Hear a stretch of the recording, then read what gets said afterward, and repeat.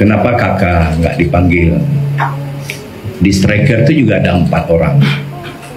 Ada Jen Riven, kelahiran 2005. Ada Ragil, kelahiran 2005. Ada Usman, kelahiran 2007. Ada kakak, kelahiran 2007. Saya diskusi dengan tim Rahman Analyze, semua data kita kumpulin. Akhirnya kita putusin, kita berikan kesempatan untuk kelahiran 2005.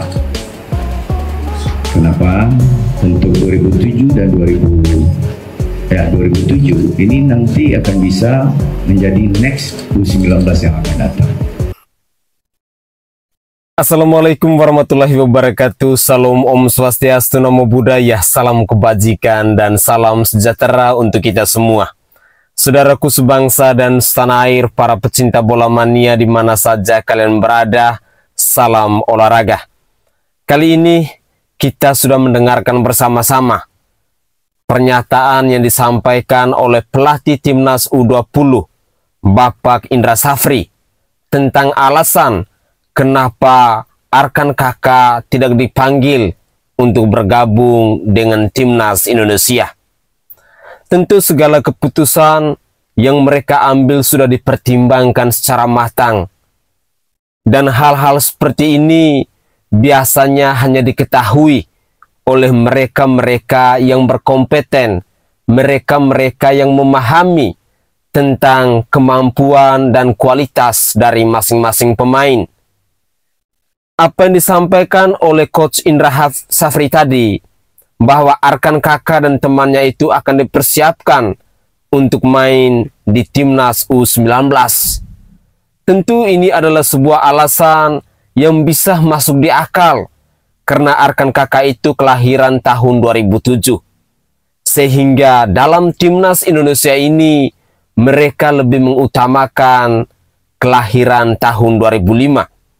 Semoga saja jawaban yang diberikan oleh Coach Indra Safri bisa mengurangi rasa gundah gulana kita, para pecinta bola mania yang selama ini menginginkan agar seorang Arkan Kakak, striker dari Timnas Indonesia ini, harus bisa bergabung dengan Timnas Indonesia. Dalam beberapa menit ke depan ini, saya akan menyajikan beberapa cuplikan-cuplikan video terkait dengan informasi-informasi seputar Timnas Indonesia, seputar dunia sepak bola yang ada di negara Kesatuan Republik Indonesia ini. Inilah cuplikan video selengkapnya. Kalau cuma sekali, mungkin kebetulan. 2 kali, mungkin masih kebetulan. Tapi kalau sampai 3 kali, berarti emang bener dong ada pengaruhnya. Gue kira efek Yom Ki-hun itu cuma dirasain sama Hoki dan juga Sananta. Tapi ternyata Dimas Derajat juga gak mau kalah, boy. Gila. Ini yang gue tunggu-tunggu ya. Ayo para pemain Liga lokal, tunjukkan eksistensimu. Bikin Sintayong pusing. Mau jadiin siapa yang jadi starter nanti lawan Bahrain dan juga Cina. Gue jadi ingat ada satu pengamat yang meragukan kedatangan seorang Yom Ki-hun. Karena Doi secara statistik waktu di Timnas Korea dan juga di klub Suwon FC itu biasa aja, boy, secara gol. Bukan striker top Asia lah. Tapi perlahan-lahan, belum lama ya BTW ya, itu udah mulai kelihatan buktinya, boy. Dan gue mau ngingetin ke kalian, performa dari Hoki, Dimas Derajat dan juga Rambanan Sananta itu baru di 1 match ini di Liga 1. Semoga aja, harapan gue sih ya, performa ini bisa dipertahankan atau bahkan ditingkatkan. Dan kalian harus tahu guys, ketika pemain dipanggil TC ke Timnas, mereka nggak perlu jadi starter pun, mereka akan tetap dapat latihan dan juga bonding yang baik. Dan impactnya bisa dirasakan oleh klub. Coba dong ngomong lagi dong, Sintayong suruh terima kasih sama klub Ligue 1. Coba tolong ngomong lagi. Kata gue mah terbalik ya. Emang udah berkali-kali nih gue bilang ya, enak banget jadi klub Liga 1, gak ngapa-ngapain, mainnya jadi bagus. Ya gue harap sih klub-klub Ligue 1 itu sadar diri ya, dibenahi, staffnya dibenahi. Kalau nggak punya pelatih finishing, ya dicari pelatih finishing yang bagus. Kalau nggak ada pelatih defending, goalkeeping, dicari, jangan terima beres doang. Ini tuh cuma sementara, boy. Sintayong cabut, nanti Yom Ki-hun gak ada, masa melempem lagi pemain Ligue 1. BTW selamat ya untuk golnya ya. Hoki, Sananta, dan juga Dimas Derajat. Dan gol-gol mereka itu nggak ada yang jatuh dari langit, boy. Gol teknik tinggi semua. Good luck, semoga bisa ditingkatkan. Terima kasih, boy. Jangan lupa di-follow untuk update timnas selanjutnya. Bye. Buat netizen-netizen yang bilang nggak tega dan kasihan sama Rizky Ridho mengingat penampilan Rizky Ridho di 2 laga perdana kualifikasi Piala Dunia ronde 3 zona Asia sangat apik, bermain sangat bagus Rizky Ridho.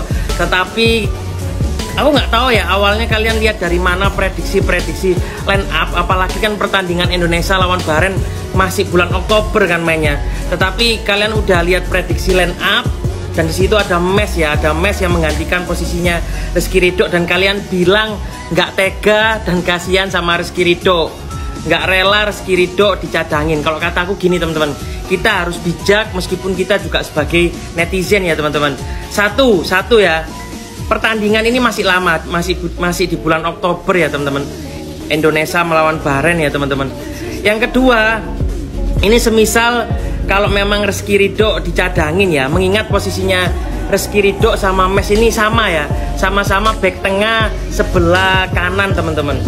Nah, kalau dibalik pertanyaannya, masa iya pemain yang punya nilai 121 miliar itu dicadangin teman-teman, terus punya pengalaman dan jadi pemain inti di Eredivisie Liga Teratas Belanda, masa iya kita cadangin? Itu yang kedua ya. Yang ketiga, yang lebih tahu akan kebutuhan dan apa yang harus dipakai strateginya untuk lawan Bahrain ya Coach Sinteyong ya teman-teman. Kita tunggu keputusan Sinteyong untuk lihat siapa yang akan dipasang untuk 3 back di belakang teman-teman. Kalau kataku, kita sebagai netizen harus bijak juga melihat prediksi line up yang udah banyak dibuat, udah banyak prediksi line up yang berseliweran ya menjelang laga melawan Bahrain teman-teman. Kalau menurutku itu ya teman-teman. Kalau menurut kalian gimana teman-teman? Tulis di kolom komen ya teman-teman. Terima kasih, mantap. Waduh, ini Pak Ketum ini udah benar-benar mengerikan. Ini permainannya, lobby-lobbynya udah ngeri. Ini langsung Belanda yang datang ke sini, guys. Federasi Belanda langsung datang ke sini. Bukan kita yang ke sono ya, Federasi Belandanya yang kemari buat menandatangani perjanjian kontrak bahwa kita akan melatihan training dengan timnas Belanda usia umur junior, timnas putri, dan kalau memungkinkan kata Pak Erik, kalau waktunya tepat timnas Belanda senior pun bisa latihan tanding dengan timnas kita gitu. Waduh, ini Pak Ketum ini bener-bener gacor guys ya. Tapi masalahnya yang jadi pertanyaan sekarang adalah pekerjaan ketua umum sebelumnya kenapa nggak ada kepikiran ke situ ya? Kenapa nggak ada lobby ke KNPB gitu? Mau kok kan KNPB-nya aku lihat itu kalau sama Pak Erick Thohir itu apa memang dulu belum kepikiran apa program-program begini?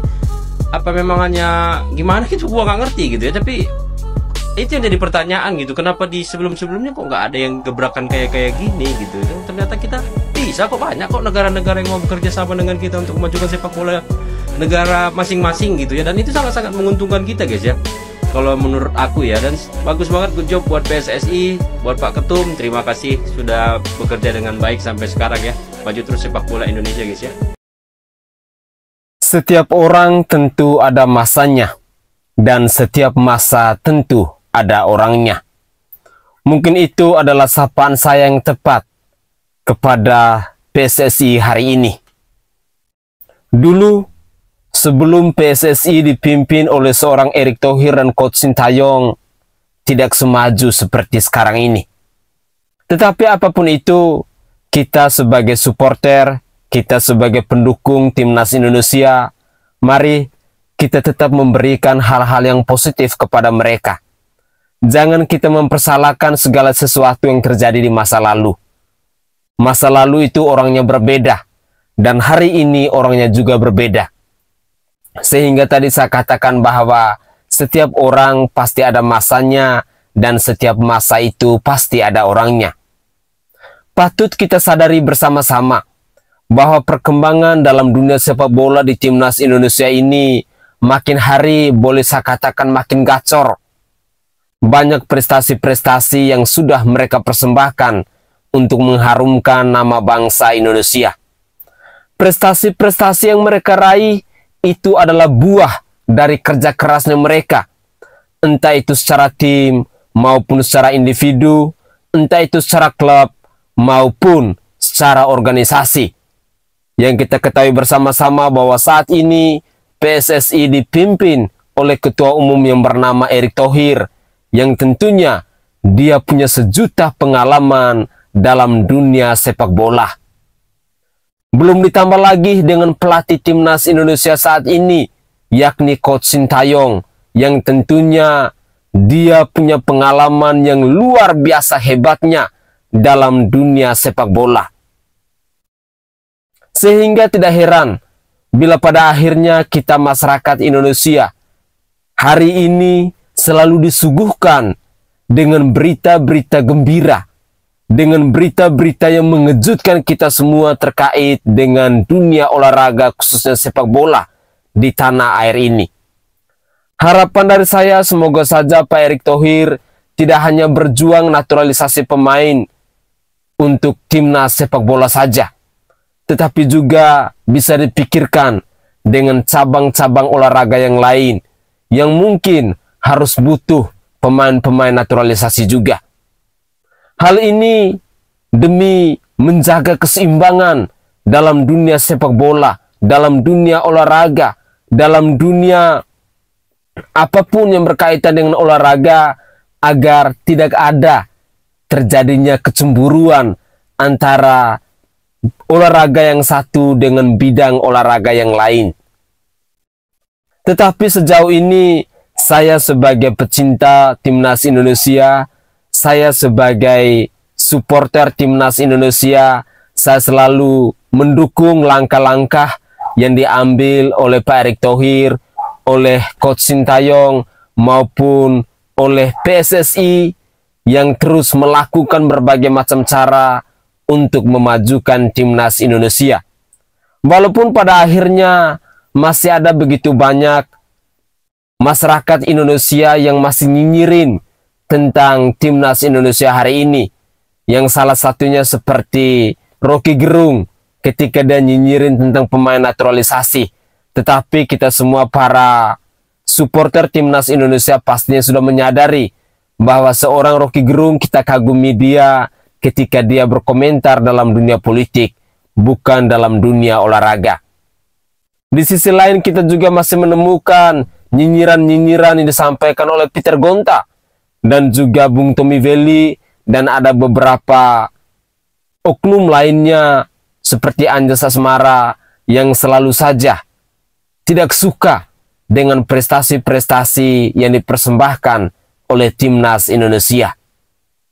Tetapi kali ini saya ingin mengajak kepada semua para pecinta bola mania di mana saja kalian berada, mari kita dukung timnas kita dengan cara-cara kita, dengan komentar-komentar kita untuk memotivasi mereka agar kedepannya mereka lebih jaya, mereka lebih semangat, dan mari kita bersama-sama untuk menyukseskan bahwa timnas Indonesia mampu untuk masuk di Piala Dunia nanti. Berikut ini saya masih menyajikan lagi beberapa cuplikan video terkait dengan berita olahraga, dan saya berharap pemirsa sekalian bisa menyaksikan cuplikan-cuplikan video yang akan saya persembahkan ke hadapan pemirsa berikut ini. Inilah cuplikan video selengkapnya. Kalau misalnya ada naturalisasi, tentu ya ada sesuatu yang kok jadi lucu ya dengarnya. Padahal naturalisasi di sini itu para pemain-pemain yang berdarah Indonesia ditarik kembali ke Indonesia untuk berbagi ilmu dan membela tanah air Indonesia. Secara nggak langsung naturalisasi yang ada di sini itu kan ya seenggaknya pemain-pemain lokal kita itu bisa belajar dengan pemain-pemain yang sudah terbang di luar sana, mempunyai darah Indonesia, dan belajar teknik permainan segala macamnya. Itu kan bisa kita ambil semuanya, bukan dalam arti kata seperti Cristiano Ronaldo yang ditarik sama Arab, ya tuh, yang bener-bener nggak ada darah Arabnya, tapi Cristiano Ronaldo ditarik ke timnas sana. Belajar berpikir cerdas. Logikanya gini, ketika kita ingin membuat motor balap, punya motor jenis H, tapi kurang enak akselerasinya. Kita tambahin pakai karbunya Y. Kira-kira enak atau tidak? Ketika lebih enak, kita pasanglah karbu Y. Lalu kita pakai lagi gearnya. Nanti dari situ bakal menghasilkan satu buah motor balap yang kencang. Jadi jangan dikiranya naturalisasi di pemain bola itu yang nggak lumrah ya, yang dibilangnya bukan warga lokal. Dia tetap warga Indonesia, dia punya darah Indonesia. Jadi tolong jangan hilangkan keturunan-keturunan leluhur kita. Tetap Indonesia yang selalu dijaga, dan tolong jaga lisan. Semua orang punya logika, semua orang punya pemikiran. Bukan pemikiran dan logika Anda doang yang paling benar. Semua orang punya pemikiran dan logika, salam waras. Parah ini, ada komen jahat banget. Komen ini untuk Emil Audero, kiper Como yang mau dinaturalisasi. Jadi komennya begini, udah bang naturalisasi aja, tapi jangan pernah dipanggil timnas. Itu jahat banget, sumpah. Bayangin, orang yang udah jadi warga negara Indonesia tapi nggak dipanggil timnas, tapi dia harus menanggung potongan tapera. Bagaimana itu? Hah? Belum lagi, setiap 5 tahun dia punya kewajiban milih sesuatu yang nggak ada kerjanya. Itu beban banget itu di hatinya. Itu betapa menderitanya si Emil Audero. Belum lagi misalnya seandainya dia minoritas. Wah, udah nggak dipanggil timnas, pas ibadah digerebek ormas. Belum lagi soal beban yang ditanggung Emil Audero. Misalnya beban tentang anggapan orang Indonesia itu kaya-kaya. Misalnya dia ke Amerika, terus ditanya sama orang Amerika, Emil, kamu orang mana? Saya asli Indonesia. Wah, orang kaya dong, traktir kita lah. Kaya dari mana? Orang Indonesia kaya-kaya. Jangankan pemain bola, tukang pisang goreng aja kemarin kesini naik pesawat jet. Akun bola Malaysia sindir Marcelino Ferdinand yang main ke Oxford dengan pemain Malaysia Arif Aiman. Kalian tahu Arif Aiman ini siapa? Sebelum kita lanjut, sebelum kita bahas, follow di akun gue, udah di follow, gas. Jadi ini namanya Arif Aiman. Arif Aiman ini main di GDT. Jadi mereka membandingkan Marcelino yang main ke Oxford United, yang main di Liga 2 Inggris, dengan Arif Aiman yang main di GDT. Media Malaysia bilang lebih baik main di GDT daripada jauh-jauh pergi ke Liga Inggris bermain di Liga 2. Lah, ini bukan masalah lu main di luar negara, Liga 1, Liga 2, Liga 3. Ini masalah eksperimen, improve, apalagi tentang sepak bola, skill, apalagi. Kalau kita berbicara bola, kalau contoh Arif Aiman ini nggak tahu lah dia mau pergi kemana, nggak tahu. Tetap di situ aja gitu loh, nggak ada perkembangan yang akan dia dapat di luar negara gitu loh. Jadi buat akun Malaysia nih, nggak usah sama-samain lah. Marcelino mah Arif Aiman jauh level. Marcelino di high, Arif Aiman oke, high juga tapi tinggi-tinggi banget lah. Oke. Mau tahu apa yang diomongin pelatih striker timnas kita kepada para striker kita? Ini dia pengakuan Dimas Derajat. Sebelum kita lanjut, buat yang masih ada tanda tambah sebelah, dipencet, di-follow-kan gue, sikat. Ada pengaruhnya mungkin ya, pasti apalagi pelatih timnas ngajarin yang lain ke striker-striker yang lain, kita semua lebih banyak cetak lagi striker-striker kita. Ada pesan khusus dari Coach Yong buat striker timnas Indonesia? Mungkin ini ya, lebih cepat untuk mengambil keputusan syuting itu, harus lebih cepat dari kiper. Ya, intinya pelatih striker timnas kita, Coach Yung Ki-hun, meminta anak didiknya berpikir lebih cepat, mengambil keputusan dengan cepat, dan bergerak juga lebih cepat dari penjaga gawang, sehingga tidak ada kesempatan yang hilang dengan mudah. Semoga aja ini awal yang baik dari performance striker-striker timnas kita ke depannya. Kita doakan ketajamannya juga menular di timnas. Komentarnya, sikat. Breaking news guys, Elkan Bagot is back. Apakah konflik Elkan Bagot dengan timnas Indonesia sudah selesai? Yuk langsung aja kita bahas. Ya, jadi sebenarnya rumor tentang Elkan Bagot yang mempunyai konflik dengan Coach Sintayong atau dengan timnas Indonesia itu sebenarnya hoax guys. Hal ini udah dikonfirmasi langsung oleh Pak Arya Sinulinga bahwasanya hubungan Elkan Bagot dengan timnas Indonesia maupun dengan Coach Sintayong itu baik-baik aja. Tidak ada masalah apapun. Dan alasan sebenarnya Elkan Bagot tidak dipanggil kemarin hanya karena komposisi tim. Dan peluang untuk Elkan Bagot bermain bersama timnas Indonesia di ronde ketiga kualifikasi Piala Dunia bulan September besok guys, semakin besar peluangnya. Mengingat absennya Justin Hubner karena terkena akumulasi kartu kuning di ronde 2 kualifikasi Piala Dunia kemarin, dan Justin Hubner dipastikan absen di ronde ketiga besok. Otomatis kekuatan lini belakang timnas Indonesia menjadi berkurang. Hal itulah yang menjadikan kemungkinan besar Elkan Bagot bakal segera merapat dengan timnas Indonesia. Karena dengan bergabungnya Elkan Bagot jelas menambah kekuatan lini belakang timnas Indonesia. Dan jelas Elkan Bagot akan solid bersama Jay Iddes dan Rizky Ridho di lini belakang timnas Indonesia. Jadi udah jelas dan clear ya guys bahwasanya Elkan Bagot tidak ada masalah apapun dengan timnas Indonesia dan Coach Sintayong. Jadi gimana menurut kalian guys mengenai comebacknya big man timnas Indonesia satu ini? Siapa nih yang udah rindu dengan permainan Elkan Bagot? Coba kalian tulis pendapat kalian di kolom komentar dan jangan lupa klik tombol follow untuk mendapatkan berita timnas Indonesia lainnya. Siapa Martin Paes? Jiran kita Indonesia dah ada pemain warisan terbaru. Bukan biasa-biasa, pemain ni bermain di MLS. Nak dipendekkan cerita, mendiang nenek Martin ni memang dilahirkan di Indonesia. Secara tak langsung dia layak bermain sebagai pemain warisan. Baru umur 26, tinggi 191 cm. Tinggi babe. Kemasukan Martin ke timnas Indonesia ni lagi menguatkan timnas Indonesia untuk menghadapi pusingan kelayakan ketiga Piala Dunia. Macam saya bahas sebelum ni, PSSI ni memang agresif dalam pembangunan bola sepak Indonesia. FAM kita buat apa? Meeting lagi ke tu? Oke guys, itu adalah berita-berita olahraga yang bisa saya persembahkan ke hadapan pemirsa sekalian.